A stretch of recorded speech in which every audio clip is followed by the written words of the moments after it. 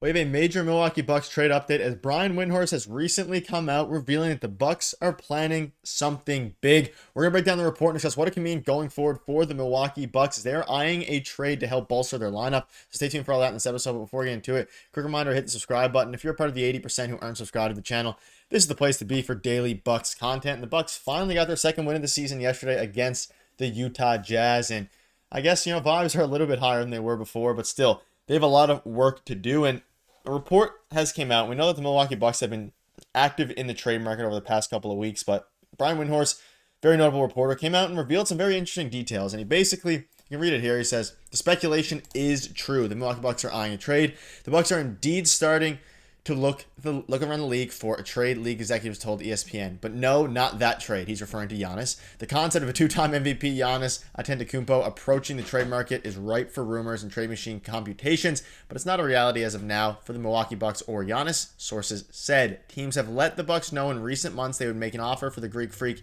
if the day ever comes.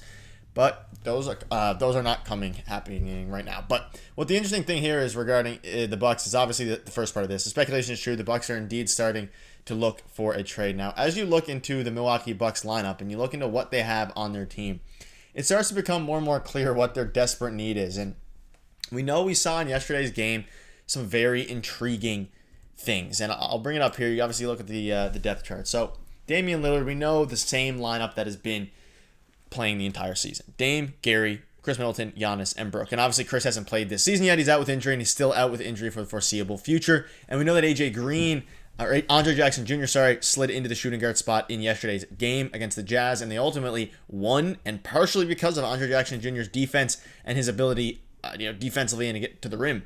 However, with Chris Middleton remaining out and Taurean Prince, of course, playing in the starting rotation, if they do decide to make a move, now whether that's for a guy like Walker Kessler, whether that's for a forward, whether that's for a guard, a lot of fans out there are speculating that in order for a move to happen, you would do it so that you can move Taurean Prince to the bench and then move Bobby Portis out of the lineup. And it's a very intriguing thing because if they want to go out and they want to get a guy like a Walker Kessler, which we'll discuss in a minute, or a backup big man, or even a starting big man, depending how big they want to go, you would be moving Taurean Prince, then, who is their starting power forward at this time, small forward / power forward, into the bench. And now, if you move Taurean Prince into the bench, what that will do automatically is, in theory, you could move Bobby Portis either to another team or out of the lineup. And a lot of fans out there have been clamoring for Bobby Portis to, whether it's get traded, whether it's play less of a role, play less minutes.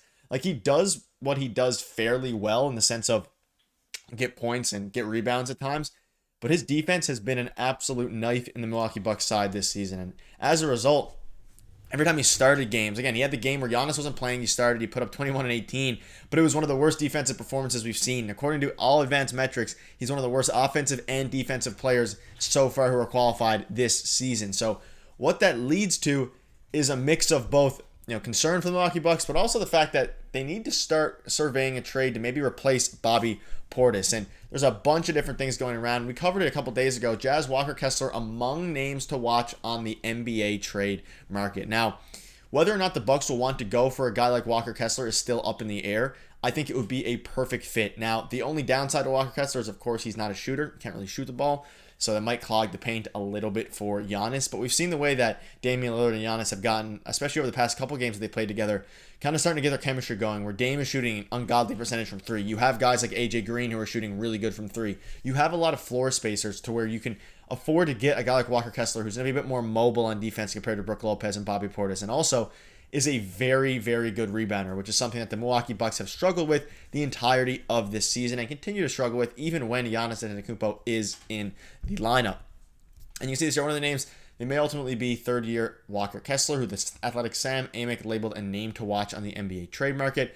And he basically dives into the full report. The Jazz team is bad, even with the recently extended marketing shining amid the rough, and it needs to know whether Kessler is a part of the long-term solution or merely a means to more precious draft assets. And as you're looking into a potential Walker Kessler trade, you look at the Bucks team, and the fact that there's the speculation is that they're eyeing a trade. Brian Windhorst confirms that. So they're trying to make a trade. And when you're looking at the lineup and you're looking at a trade, again, you're probably going to want to upgrade a spot of significance. And whether that's the shooting guard position. I think they're comfortable with AJ Green and Andre Jackson Jr. as your backup 1 and 2, or in this case, Andre Jackson Jr. starting at the 1 spot. So what you'd really be looking for is most likely an upgrade at the small forward or power forward or center. So probably your power forward or center position.